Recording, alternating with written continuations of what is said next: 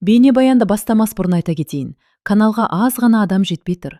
Подписка басып кетсеңіздер, разы боламын. Бұл ешкімге айтылмаған сыр.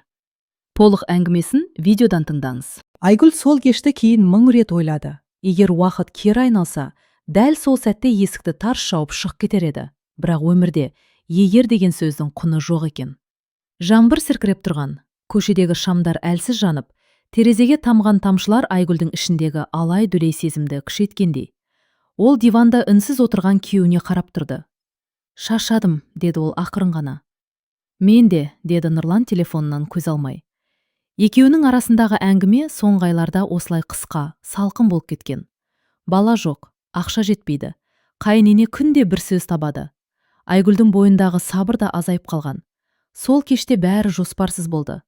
Күйзелістен қашу ма, әлде бәлкім бәрі өзі реттелер деген аңғал сенім бе, өзі де түсінбеді. «Қорғану керек», деді Айгүл күмәнданып. Нұрлан қолын бір сілтеді. «Бір рет болса, не ештеңе болмас. Бұрында болған ғой». Осы сөз. Дәл осы сөз кейін Айгүлдің өмірін екіге бөлді. Бір-ақ рет деген тіркес. Сол сәтте жеңіл естілді, тіпті қауіпсіз сияқты. Айгүл ішінен бір сәт қарсыласқысы келді. Бірақ шаршаған жүрек дауыс шығармады. Таңертең ол ерте оянды. Басындағы ауырлық кетпеген.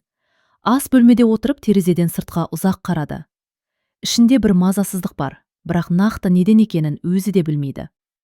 Бір апта өтті, 2 апта. Айгүл таңертең жүрегі айнып, асқа зауқы соқпай қалды. Жай шаршау шығар деп өз-өзін жұбатты. Бірақ күн өткен сайын әлсіздік күшейе берді. 3 аптада ол дәріханаға жалғыз кірді. Қолындағы кішкентай қораптың салмағы тас көтергендей ауыр сезілді. Үйге келіп ваннаға кіріп есікті ішінен жапты. Қолдары дірілдеп тұр. Бірнеше минут. Сосын көз алды қарауытып кетті. 2 сызық. Айгүл ванна еденіне отыра кетті. Жыламады, айқайламады. Теп жүрегі тарс-тарс соғып, басында бір ғана ой айналды. Неге сол кезде тоқтамадым? Бұл тек бастамас еді. Алда оны айыптау, қорқыныш, жалғыздық пен ауыр шешімдер күтіп тұрғанын ол әлі білмейтін. Айгүл 2 күн бойы үндемей жүрді. Нұрлан оның өзгергенін байқаса да сұрамады. Ол үшін тыныштық ең ыңғайлы жағдай. Кешке ас үстінде Айгүл қасықты қайта-қайта үстелге қоя берді. Тамағынан өтпеді. «Нұрлан», деді ол дауысы дірілдеп. «Не болды?» деп күйеуі басын көтермей жауап берді. Айгүл терең дем алды. «Мен аяғым ауыр». Үйдің іші бір сәтке өлі тыныштыққа оранды. Тек қабырғадағы сағаттың тықылы естіліп тұр. Нұрлан жай ғана күліп жіберді. «Қойшы, әзілдейтін кезін емес». «Әзіл емес». Айгүл көзін төмен салды. Тест 2 сызық көрсетті. Күлімсіреу бір сәтте жоғалды. Нұрлан орындықты сәл артқа итеріп, орнынан тұрды. «Қалайша, біз қорғандық қой?» деді ол ашулана. Айгүл үнсіз қалды.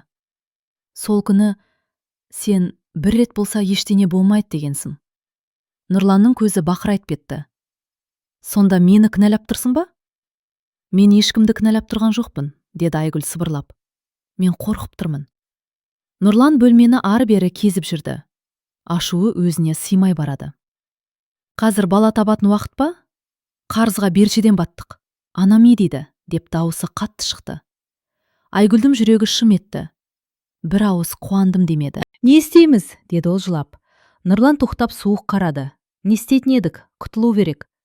Бұл сөз Айгүлге пышақтай тиді. «Ол тірі ғой», деді ол дірілдеп. «Сен де тірісің», деді Нұрлан үстелді ұрды. «Бір баламен бәрін құртамыз ба?»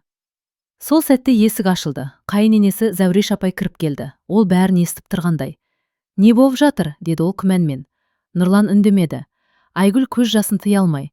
«Апай, мен жүкті екенмін». Зәуреш апайдың жүзі суып кетті. «Қазір ме?» деді ол қысқа ғана. «Уақыты жоқ бала екен». Айгүл орнынан тұра алмай қалды. Үй ішіндегі 3 адам, 3 түрлі ой, бірақ бір ғана шешімге қарай итеріп тұрғандай. Түнде Айгүл жалғыз жылады, қолын ішіне қойып сыбырлады. «Кешір мені, сені қорғай алмадым». Ал ертеңгі күн оның өміріндегі ең ауыр таңдау басталатын күн еді. Таң атты, Айгүл мүлде ұйықтай алмады. Көзі ілінген сайын бірдей түс көрді. Қараңғы бөлме. Қолын ішіне қойып жүгіріп барады, бірақ біреу артынан тартып қалып жатыр. Ас бөлмеде Зәуреш апай ерте оянып, шайын ішіп отыр екен. Үстел үстінде дәрі-дәрмек салынған қағаз қапшық тұр. Ояндың ба, деді ол салқын ғана. Кел, сөйлесейік. Айгүл үнсіз отырды, жүрегі бір жамандықты сезгендей қысылып тұр. Балам, деді Зәуреш апай шайын араластырып отырып. Өмірді мен сенен көп көргем, бұл баланың келуі, саған да, бізге де сор. Неге сор, деді Айгүлдің дауысы әрең шықты. Ол әлі ештеңе істеген жоқ қой. Дәл сол үшін, деп Зәуреш апай дауысын көтерді. Жұмыс жоқ, үй жоқ, ақша жоқ. Ертең баламен қайда барасың? Айгүл жауап таппады. Нұрлан да ас бөлмеге кіріп, анасының жанына отырды. Айгүл, деді ол ауыр күрсініп, анам дұрыс айтып отыр. Қазір бала табу, өзіңді құрту. Ал менің сезімімше, деді Айгүл көзіне жас алып. Ол менің ішімде өсіп жатыр ғой. Зәуреш апай қолын бір сілтеді. Сезіммен қарын тоймайды. Сол күні түске таман Зәуреш апай Айгүлге сырт киімін кигізді. Қайда барамыз, деді Айгүл үрейленіп. Дәрігерге, тексерілесін. Айгүл қарсы болғысы келді, бірақ даусы шықпады. Көлікте келе жатып терезеден сыртқа қарады.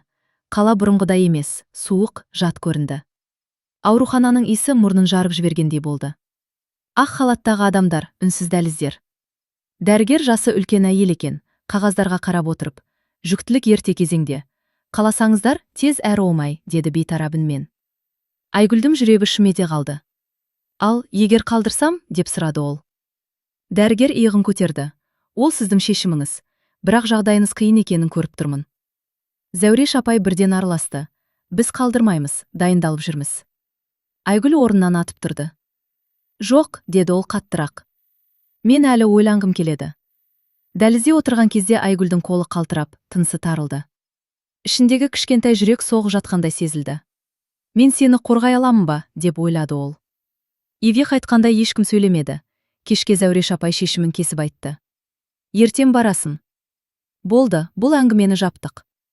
Түнде Айгүл ішін ұстап ұзақ отырды. Бір сәтке ол шешім қабылдады. Ертең таңертең. Ол үйден кетуі керек, бірақ кетуге мүмкіндік бола ма, ол әлі білмеді. Айгүл таңғы 4-те оянды. Үй тым-тырыс, барлығы ұйқыда. Терезеден таңның бозарып келе жатқаны ғана көрінеді. Жүрегі қатты соғып тұр. Қазір немесе ешқашан деген ой маза бермеді. Ол баяу орнынан тұрып, алдын ала дайындап қойған сөмкесін алды. Ішінде құжаттар, азын-аулақ ақша, бір көйлек, басқа ештеңе емес. Ас бөлмеден өтіп бара жатып, Зәуреш апайдың бөлмесіне көз тастады. Қайыненесі тыныш ұйықтап жатыр. Сол сәтте Айгүлдің ішінде бір түрлі өкініш пен ашу аралас сезім пайда болды. Неге мені тыңдамадыңыз, деп сыбырлады ішінен. Есікті тұтқасын ұстағанда қолы дірілдеп кетті. Сыртқа бір қадам жасаса, бәрі өзгереді. Артқа қайтса, бәрі бітеді. Есікті жай ашты да далаға шықты. Суық ауа бетіне ұрып, есін жыдырғандай болды. Аялдамаға қарай тез-тез жүрді. Іші тартыла ауырып қояды, бірақ тоқтаған жоқ. Кенет артынан таныс дауыс шықты. Айгүл, тоқта, Нұрлан. Ол жүгіріп жетіп, қолынан ұстап алды. Қайда бара жатырсың, деді ашулы. Жібер, деп Айгүл қолын жұлып алмақ болды. Бұл менің балам. Сен ақылдан алжастың ба, деді Нұрлан. Анам уайымдап жатыр. Ол мені емес, тек абыройын ойлайды, деп Айгүл айқайлап жіберді. Сол сәтте Айгүлдің көзі қарауытып, басы айналды. Аяғы жерге тимей қалғандай болды. Айгүл, деді Нұрлан шошып. Айгүл асфальтқа отыра кетті. Қарын тұсы қатты шаншып ауырып кетті. Демі жетпей, көзіне жас толды. Ішім, деді ол әрең. Ауырып жатыр. Адамдар жинала бастады. Біреу жедел жәрдем шақырды. Ауруханада дәрігердің сөзі бәрін тіксіндірді. Қатты күйзеліс, қауіп бар. Егер тағы стресс болса, баладан айырылуымыз мүмкін. Бұл сөз Нұрланға соққыдай тиді. Ал Зәуреш апайдың жүзі аппақ болып кетті. Енді не істейміз, деді ол, алғаш рет даусы дірілдеп. Айгүл аурухана төсегінде жатты. Қолын ішіне қойып, көзін жұмды. Осы бір сәтте ол анық білді. Егер өзі үшін күреспесе, ешкім күреспейді. Ал бұл күрес енді басталып қана еді. Айгүл аурухана палатасында жалғыз қалды. Ақ қабырға, дәрінің иісі, тық-тық еткен аппарат дыбысы, бәрі жүйкесін жұқартып жібергендей. Есіктен медбайке кіріп, телефоныңызды берейін бе, деді. Айгүл басын изеді. Экранды қосқанда бірден хабарлама шықты. Бейтаныс нөмірден. Егер баланы сақтағың келсе, бүгін шешім қабылда. Сен жалғыз емессің. Айгүлдің жүрегі атқақтап кетті. Кім, қалай білді? Осы кезде палата есігі ашылып, Нұрлан кірді. Көзі қызарып кеткен. Айгүл, деді ол бәсең. Дәрігерлермен сөйлестім. Не деді? Айгүл оның жүзіне тік қарады. Егер тыныштық болса, бала аман қалуы мүмкін. Бұл сөз үміт сияқты естілді. Бірақ Нұрланның көзі басқа нәрсе айтып тұрғандай. Ал анам ше, деді Айгүл. Нұрлан үнсіз қалды. Ол қорқып жүр. Адамдар не дейді деп. Айгүл күрсінді. Менің өмірім адамдардың сөзіне тәуелді ме? Нұрлан жауап бермеді. Сол сәтте Зәуреш апай кіріп келді. Қолында бір қағаз. Айгүл, деді ол, әдеттегідей қатқыл емес, тым жұмсақ дауыспен. Мынаны оқып шық. Қағаз қолхат еді. Мен, Айгүл, өз еркіммен жүктілікті тоқтатуға келісемін. Айгүлдің қолы қалтырап кетті. Мен бұған қол қоймаймын, деді ол анық. Зәуреш апайдың жүзі бірден өзгерді. Онда бізде жауапкершілік алмаймыз. Ертең үйге бармайсың. Бармаймын да, деді Айгүл баяу. Мен өз баламды таңдаймын. Нұрлан кенет даусын көтерді. Сен бәрін қиындатып жатырсың. Айгүл оған қарап бір ауыз ғана айтты. Сен сол, бір рет болса ештеңе болмайды деген күннен бері мені қорғаған жоқсың. Үй іші тып-тыныш қалды. Кешке қарай палатаға жас әйел кірді, өзін таныстырды. Менің атым Мадина. Мен осы ауруханада істеймін. Және сенің жағдайыңды білемін. Айгүл таңғалды. Қалай? Мадина сыбырлап сөйледі. Сен сияқты болғанмын. Қайын енем қолхатқа қол қойдырмақ болған. Бірақ мен қашып кеттім. Қазір балам бар. Айгүлдің көзіне жас келді. Маған көмектесе аласың ба? Мадина басын изеді. Бірақ тез шешім керек. Ертең кеш болуы мүмкін. Осы сәтте дәлізден Зәуреш апайдың ашулы даусы естілді. Қайда о қолхат? Айгүл ішін ұстап бірақ ойға бекінді. Бұл түн бәрін шешетін түн. Түн ауруханада баяу өтпейді. Ол созылып, жанды жегідей жейді. Айгүл терезе жанында отырды. Қала шамдары алыстан жыпылықтайды. Сол шамдардың әрқайсысы біреудің үйі, біреудің баласы бар өмірі секілді көрінді. Ертеңге дейін күте алмаймыз, деді Мадина сыбырлап. Қайзір шықпасақ, олар сені басқа бөлімге ауыстырады. Ол жақтан шығу қиын. Айгүлдің жүрегі зу ете қалды. Ал мені кім қорғайды? Мадина сәл үнсіз қалды. Өзім де біреудің көмегін күттім. Бірақ ешкім келмеді. Ақыры өзім кеттім. Осы сәтте есік қағылды. Айгүл шошып кетті. Айгүл, менмін, деді Нұрланның даусы. Мадина бір қадам артқа шегінді.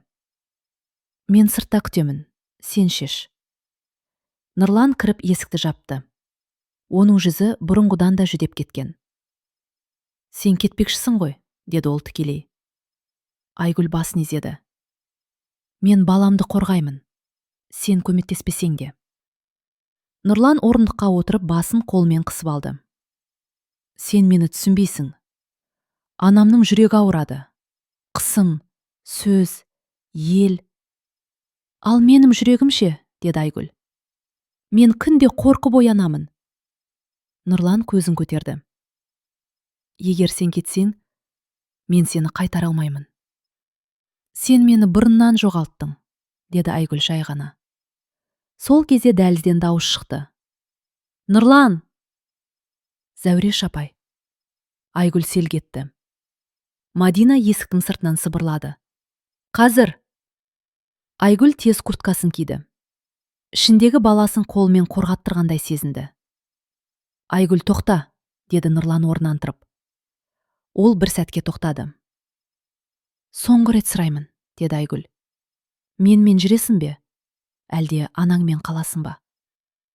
Нұрлан үндемеді. Бұл жауап еді. Айгүл есікті ашып дәлізге шықты. Мадина екеуі баспалдақпен төмен түсті. Арттарынан ешкім қумады. Аурухананың артқы есігі. Суық ауа. Түн. Такси тоқтады. Айгүл отырғанда ғана көзіне жас келді. Бірақ бұл жолы әлсіздіктен емес. Көлік қозғалды. Аурухананың жарығы алыстап бара жатты. Сол жарықпен бірге Айгүлдің бұрынғы өмірі де қалып бара жатқандай. Телефоны дір етті. Хабарлама. Сен дұрыс істедің. Ертең жаңа өмір басталады. Нөмір бейтаныс. Айгүл терезеге қарап сыбырлады. Біз аман қаламыз. Ал ауруханада Зәуреш апай қолхатты жыртып, ашуға булығып отыр еді. Бұл бітпейді, деді ол тістен. Такси қала шетіне қарай бұрылды. Терезеден көрінген жарық азайып, түн қоюлана түсті. Айгүлдің жүрегі тынышталар емес. Қорықпа, деді Мадина. Бұл пәтерді мен бұрыннан білемін. Мұнда уақытша тұра аласың. Көлік ескі 5 қабатты үйдің алдына тоқтады. Подъезд қараңғы, баспалдақтар сықырлайды. Айгүл әр қадам сайын артына қарай берді. Пәтер шағын, бірақ таза екен. Бір бөлме, ескі диван, ас үйде шайнек. Осы жер сенің паналауым, деді Мадина, бірақ ешкімге айтпа. Айгүл диванға отырды. Сол сәтте ғана бойындағы діріл басылғандай болды. Анандай көрген адамнан қашу оңай емес екен, деді ол. Мадина ауыр күрсінді. Мен де солай бастан өткердім, бірақ тыңда, ең қауіптісі енді басталады. Неге? Мадина сөмкесінен телефон шығарып Айгүлге көрсетті. Экранда Зәуреш апайдың нөмірі тұр. Маған ол кеше хабарласты, деді Мадина жай дауыспен. Сені бақылап жүрген адамдар бар, деді. Айгүлдің жүрегі зу ете қалды. Ол сені қайдан біледі? Мен бұрын осы үйдің келіні болғамын, деді Мадина көзін төмен салып. Менің де баламды алдықпақ болды, бірақ мен кетіп қалдым. Сол сәтте есік қағылды. Айгүл орнынан ұшып тұрды. Кім ол? Мадина есікке жақындап тың тыңдады. Дыбыс жоқ, бірақ біреу бар сияқты. Телефон дір етті. Айгүлдің нөміріне хабарлама келді. Қайда тығылсаң да табамыз. Айгүлдің қолы мұздап кетті. Олар бізді тапты. Мадина терезеге жүгірді. Аула жақта бір көлеңке қозғалып тұрғандай болды. Біз қазір кетуіміз керек, деді ол асығыс. Бұл жер қауіпсіз емес. Айгүл ішін ұстап терең дем алды. Қайда барамыз? Мадина бір сәт ойланып тұрды да. Менің ауылдағы әпкем бар, бірақ жолда біреу сатуы мүмкін. Кім? Деді Айгүл. Мадина үндемеді. Осы үнсіздік Айгүлді одан сайын қорқытты. Есіктің тұтқасы жай қозғалды. Сол сәтте Айгүл бір нәрсені анық түсінді. Бұл жай ғана қашу емес, аңду басталған. Есіктің тұтқасы тағы бір рет баяу қозғалды. Айгүлдің жүрегі кеудесін жарып шығардай соқты. Жарықты өшір, деді Мадина сыбырлап. Екеуі тынысын ішіне тартып, қимылсыз қалды. Сырттан аяқ дыбысы естілді. Біреу телефонмен сөйлесіп тұр. Я, осы подъезд. 3-ші қабат сияқты. Айгүлдің тізесі дірілеп кетті. Бітті. Кенет Мадина ас үй терезесін ашып жіберді. Қазір, деді ол. Айгүл диваннан тұра сала, Мадинаның артынан секіріп түсті. Биік емес, бірақ қону ауыр болды. Айгүл ішін ұстап, тізерлеп отыра қалды. Ауырып тұр ма? Деді Мадина үрейленіп. Жоқ, тек қорықтым, деді Айгүл тісін тістеп. Олар ауламен жүгіріп өтті. Қара көлік фарасын жағып, қозғала бастады. Бізді аңдыр жүрген сол, деді Мадина. Такси әрең тоқтады. Екеуі мініп үлгерді. Қайда? Деді жүргізуші. Мадина бір сәт ойланып тұрды да, темір жол вокзалына. Көлік қозғалғанда ғана Айгүл артына қарады. Қара көлікте арттарынан бұрылды. Олар бізді жібермейді, деді Айгүлдің дауысы қарлығып. Мадина телефонын алды. Бір нөмірге қоңырау шалды. Әпке. Я, біз келе жатырмыз. Я, қазір. Телефонды қойған соң ол күрсінді. Біреу бізді сатып жіберді. Кім? Деді Айгүл. Мадина көзін тайдырды. Мирлан. Бұл сөз Айгүлге пышақтай қадалды. Жоқ, ол олай істемейді. Ол сенің қайда кеткеніңді анасын айтқан, деді Мадина ауыр үнмен. Анасы адамдар жіберген. Айгүлдің көзіне жас келді. Бірақ бұл жолы махаббаттан қалған соңғы үміттің көз жас еді. Вокзалға жеткенде адамдар көп болды. Шу, айқай, пойыз дауысы. Адамдардың арасына сенеміз, деді Мадина. Билеттерді қазір аламыз. Кенет арттарынан таныс дауыс шықты. Айгүл, Зәуреш апай. Ол жалғыз емес еді. Қасында екі ер адам тұр. Қашып құтылмайсың, деді ол суық жымиып. Немерені менсіз тумайсың. Айгүл ішін ұстап, алға бір қадам шықты. Бұл менің балам. Зәуреш апай көзін сығырайтып. Ол біздің әулеттің баласы. Пойыздың ысқырығы қатты шықты. Мадина Айгүлдің қолынан тартып, қазір, деді. Екеуі жүгіріп барып, пойызға секіріп мінді. Есік жабылды, пойыз қозғалды. Айгүл еденге отырып қалды. Көзі жасқа толы. Бірақ жүзінде бір түрлі батылдық бар еді. Біз аман қаламыз, деді ол ішіндегі баласына. Қандай болса да. Ал перронда қалған Зәуреш апай тістеніп тұрды. Пойыз жылдамдығын үдеткен сайын, Айгүлдің жүрегі де бірге соғып тұрғандай болды. Терезеден артта қалған перрон алыстап, ақыры қараңғылыққа сіңіп кетті. Айгүл орнынан тұра алмады. Белі сыздап, іш-тысы шаншып ауырып тұр. Мадина, деді ол сыбырлап. Бір түрлі болып барады. Мадина оның қасына отыра қалып, қолын ұстады. Тыныш, терең дем ал, қорықпа. Бірақ Айгүлдің беті бозарып кеткен еді. Кенет оның көзі қарауытып, басы айналды. Су керек, деді ол әрең. Осы сәтте купенің есігі ашылды. Орта жастағы ер адам кірді. Үстінде қарапайым күртеше, тірі салмақты. Кешіріңіздер, деді ол. Мен дәрігермін. Жағдайыңыз дұрыс емес сияқты. Мадина бірден орнынан тұрды. Ол жүкті, қатты күйзелісте болды. Дәрігер Айгүлдің тамырын ұстап көрді. Қабағы түйіліп кетті. Қан қысымы түсіп кеткен. Егер дәл қазір тыныштық болмаса, қауіп бар. Айгүлдің көзінен жас ақты. Балама бірдеңе бола ма? Қазір ең бастысы стресс болдырмау, деді дәрігер байсалды. Мен көмектесемін. Бірақ бір шарт бар. Қандай, деді Мадина. Келесі станцияда мен түсетін едім, деді ол ойланып. Бірақ сіздермен бірге соңына дейін барамын. Айгүл таң қалды. Неге?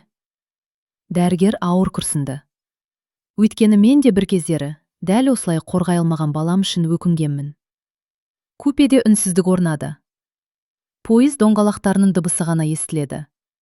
Сол сәтте Айгүлдің телефоны тағы дір етті. Пойыз нөмірін білеміз. Келесі станцияда күтеміз. Айгүлдің қолы қалтырап кетті. Олар бізді әлі де аңдып жүр. Дәрігер экранға бір қарап, қысқа ғана айтты. Онда біз жоспарды өзгертеміз. Қалай, деді Мадина. Келесі станцияда сіздер түспейсіздер. Ал мен олардың назарын өзіме аударамын. Айгүлдің жүрегі тоқтап қалғандай болды. Сіздікі қауіпті ғой? Кейде біреудің баласын қорғау үшін тәуекелге бару керек, деді ол жай ғана. Пойыз алдағы станцияға жақындап келе жатты. Терезеден шамдар көріне бастады. Айгүл ішін ұстап, көзін жұмды. Бізге күш бер. Пойыз тежеліп станцияға баяу кіріп келді. Терезеден сырттағы шамдар, әскери тәртіппен тұрған адамдар, қара көліктер көрінді. Айгүлдің жүрегі су ете қалды. Олар осында. Дәрігер орнынан тұрды. Жүзінде қорқыныш жоқ, тек байсалдылық бар еді. Тыңдаңыздар, мен түсіп, сіздерді менімен келе жатыр деп көрсетемін. Жоқ, деді Айгүл басын шайқап. Сізді қауіпке итермелей алмаймын. Дәрігер жымиып қойды. Кейде бір адамның тәуекелі бір баланың өмірін сақтайды. Пойыз толық тоқтады, есіктер ашылды. Дәрігер бірінші болып түсті. Артынша екі ер адам оған қарай беттеді. Дәрігер оларды көріп, әдейі артына бұрылды да, қатты дауыспен айтты. Иә, әйелім вагонда, жүкті. Олар бірден соған ұмтылды. Осы сәтте Мадина Айгүлді отырғыза сала, қазір, деді. Пойыз қозғала бастады. Айгүл терезеден қарап тұрды. Дәрігерді екі жақтан ұстап тұрғанын көрді. Бірақ ол артқа, пойызға қарап, басын изеді. Рахмет. Айгүл көз жасын сүртті. Бұл жас әлсіздік емес еді. Мен қорықпаймын, деді ол кенет. Қанша қашсам да олар тоқтамайды. Мадина таң қалды. Не айтқың келеді? Айгүл ішін ұстап анық сөйледі. Мен тек қашпаймын, мен күресемін. Қалай? Заңмен, дәлелмен, бұл бала үшін. Мадина үнсіз басын изеді. Онда сен енді жай келін емессің, сен анасың. Айгүл сол сәтте ішіндегі баланың әлсіз қозғалғанын сезді, алғаш рет. Көзінен жас ыршып кетті. Сен тірісің, деді ол сыбырлап. Мен сені ешкімге бермеймін. Телефоны дір етті. Бұл жолы хабарлама емес, қоңырау. Нұрлан. Айгүл ұзақ қарап тұрды да, тұңғыш рет өзі шешім қабылдамады. Пойыз алға зулап бара жатты. Ал Айгүлдің ішінде бір ғана ой анық еді. Бір рет болса да, қателіктің өтеуі бүкіл өмірге созылады. Бірақ сол қателікті түзеу де ананың қолында. Айгүл жаңа пәтерде отыр. Қарапайым, бірақ тыныш бөлме. Терезеден сыртқа қараса, қала шамдары алыстан жыпылықтап тұр. Бірақ енді ол сыртқы әлемде емес, өз ішкі әлемін тыңдайды. Мадина планшетін ашып, әртүрлі құжаттарды көрсетті. Айгүл, бұл сотқа дайындық. Сіздің құқығыңызды қорғауға болады. Бірақ дайын болуымыз керек. Айгүл терең дем алды.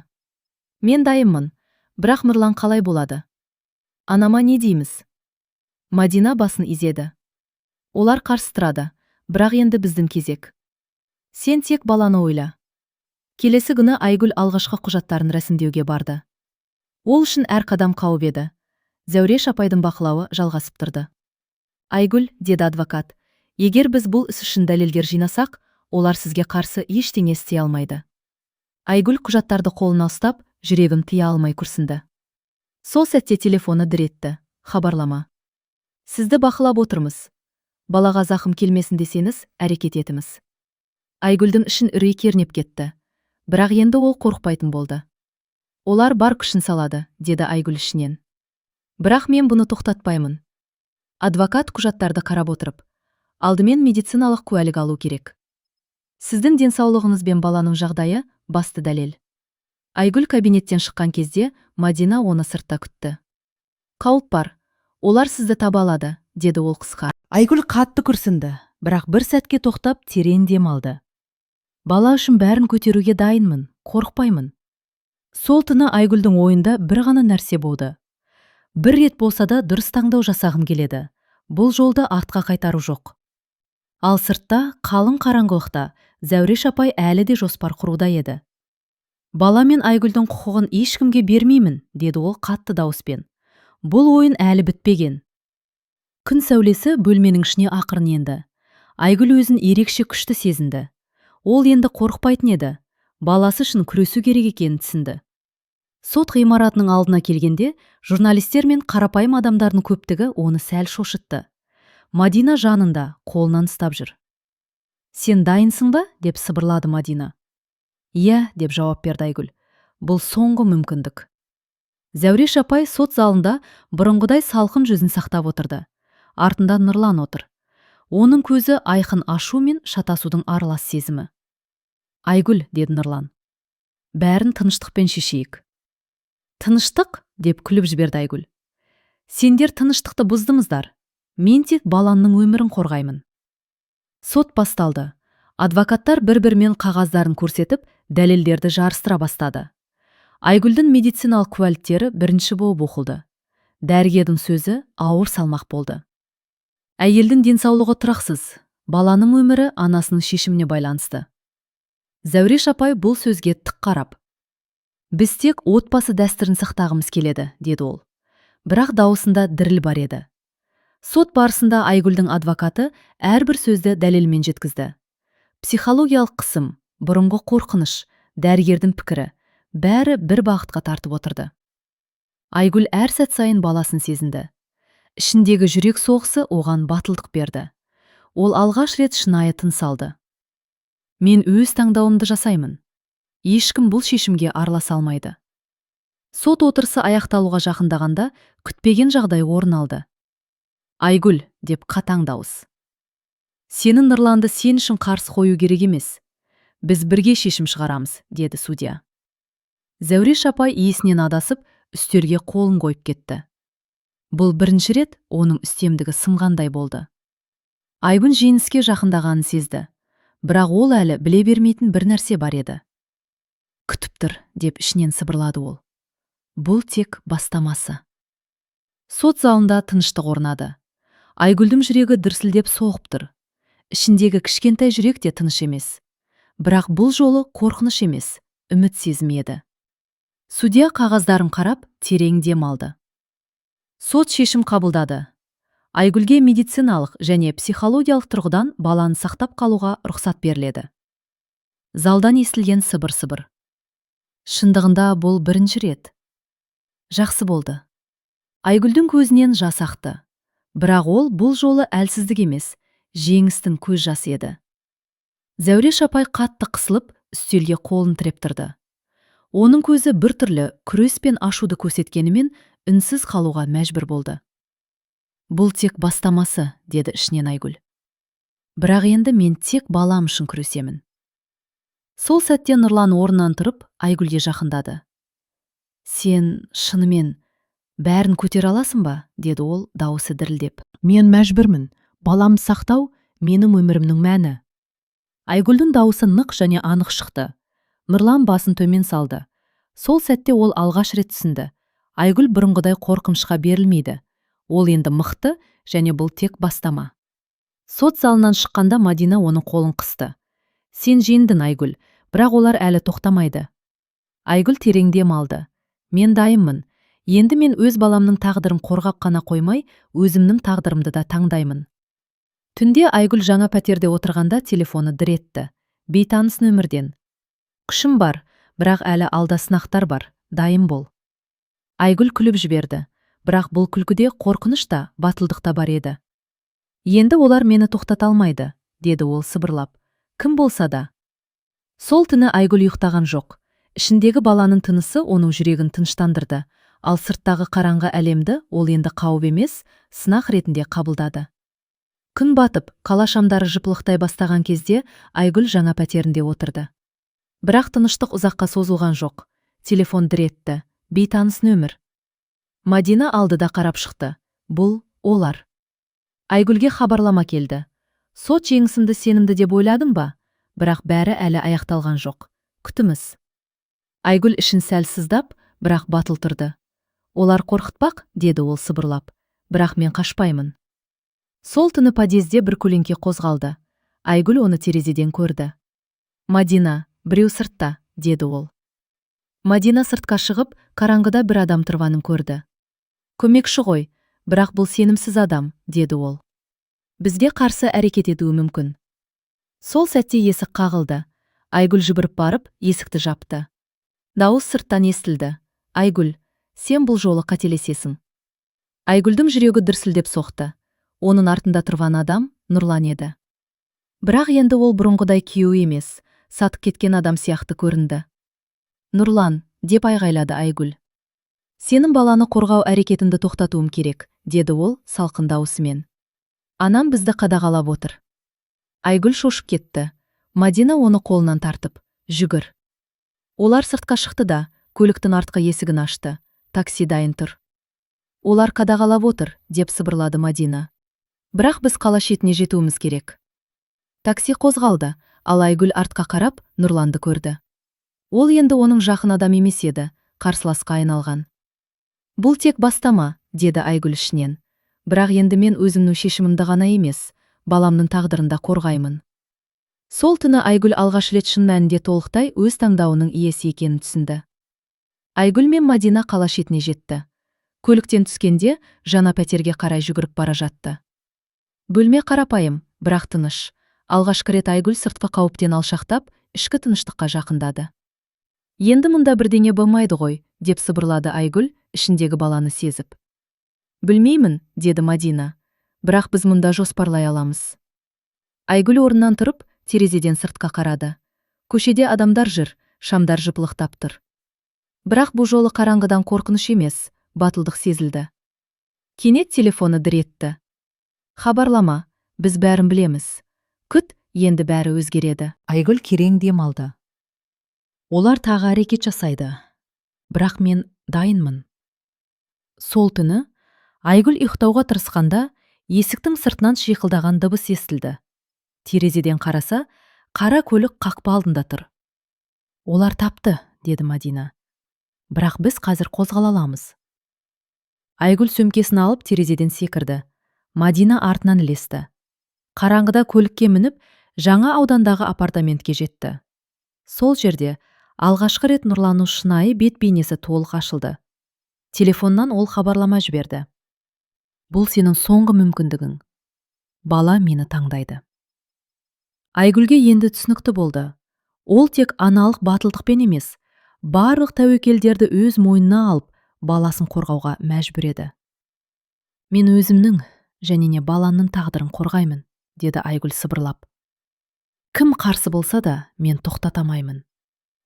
Мадина оған қарап басын изеді. Енді бұл тек бастамасы. Сол түні Айгүл алғаш рет толықтай өз таңдауымен өмір сүріп тұрғандай сезінді.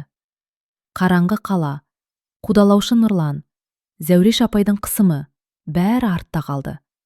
Енді тек жаңа сынақтар мен жаңа шешімдер күтіп тұрды. Айгүл жаңа апартаментке кіргенде тыныштықты алғаш рет сезінді. Шағын бөлме, қарапайым жиһаз. Бірақ бұл жерде ешкім оны бақыламайды, ешкім қысым жасамайды. Мұнда біз қауіпсізбіз, деді Мадина.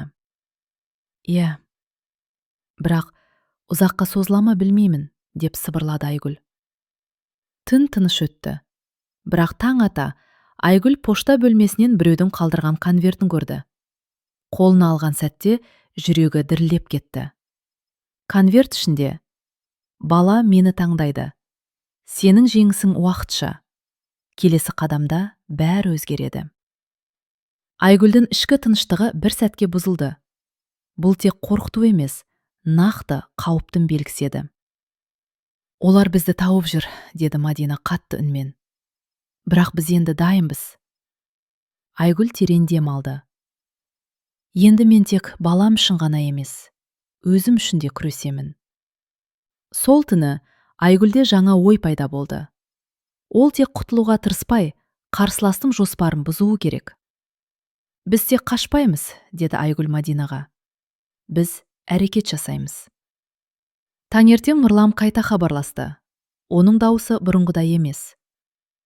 Айгүл, бұл жолы мен таңдау жасауым керек. Айгүл түсінді. Енді Нұрлан екі жақты таңдауға мәжбүр болды. Ол енді жай қарсылас емес, ішкі қақтығыстағы адам болды. Мен өзімнің шешімімді жасаймын, деді Айгүл телефонын салып. Бала менің жүрегімде, және мен ешкімге бермеймін. Мадина оның қолынан ұстады. Енді басталады. Нағыз сынақтар. Қараңғы қала артта қалды. Айгүл жаңа өмірге, жаңа шешімдерге, жаңа қадамдарға дайын еді. Айгүл жаңа апартаментте бір апта тұрды. Осы уақыт ішінде ол тек баласына ғана емес, өз өміріне де толық бақылау алғандай болды. Бірақ қауіп бір сәтке де тыныштық бермеді. Таңғы бір уақытта пошта арқылы жаңа конверт келді. Бірақ бұл жолы оның ішінде қағаз емес, бір видео болды. Экранда Зәуреш апай, Нұрлан және екі белгісіз адам. Олар Айгүлдің жаңа мекенжайын тауып, оны бақылап отырғанын көрсетіп тұрды. Айгүлдің жүрегі дүрсілдеп соқты. Мадина оның қолын қысты. Бұл тек қорқыту емес, нақты әрекет, деді ол. Мен дайынмын, деп Айгүл басын изеді. Енді тек ақылмен күресемін. Сол түні Айгүл шешім қабылдады. Егер олар кез келген әрекет жасаса, мен өзім және балам үшін қарсы шара қолданамын, деп сыбырлады ол. Нұрлан тағы қоңырау шалды. Оның дауысы бұрынғыдай емес, дауысы дірілдеп шатасқандай. Айгүл, мен таңдау жасауым керек. Айгүл терең дем алды. Мен тек балам үшін ғана емес, өзім үшін де күресемін.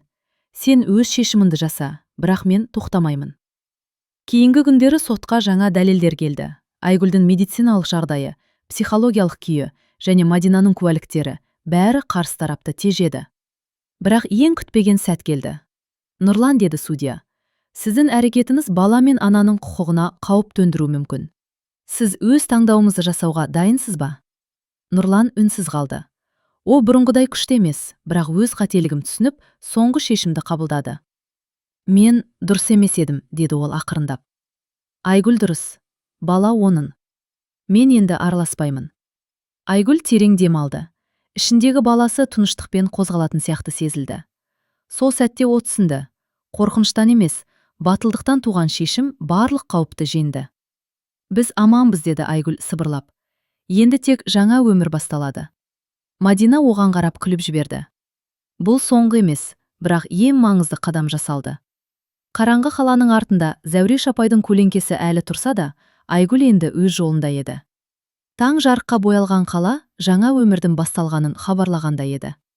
Айгүл жаңа пәтерінде терезеден сыртқа қарап тұрды. Бір апта бұрынғы қорқыныш, түнгі қудалаулар, Зәуреш апайдың бақылауы бәрі артта қалды. Енді тек өзі және баласы қалды. Ішіндегі жүрек қатты соқты. Баласының кішкентай жүрек соғысы, әр қозғалысы Айгүлге жаңа күш берді. Сол сәтте ол түсінді. Ештеңе қарапайым емес, бірақ өмірдің өзі ең үлкен сабақ. Біз аманбыз, деп сыбырлады ол өзіне. Енді тек алға жүреміз. Мадина дастарқа жауып, шай ішкізіп отырды. Сен мықтысың, Айгүл. Енді тек тыныш өмір басталады. Иә, бірақ әр сәтке дайын болу керек, деді Айгүл. Қараңғы артта қалса да, кейде ойға қайтатын сәттер болады.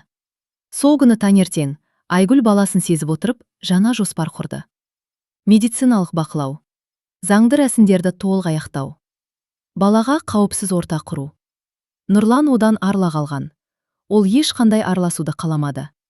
Алғаш рет ол Айгүлдің күшін, батылдығын толық түсінді. Сен шынымен мықтысың, деді ол бірден. Мен ешқашан бұлай батылдықты көрмегенмін. Айгүл басын изеді. Сенің сөздерің маңызды емес, мен тек өзімнің және баламның өмірін ойлаймын. Мадина біраз үнсіз отырды, сосын. Сен енді тек аналық емес, шын мәніндегі адамсың.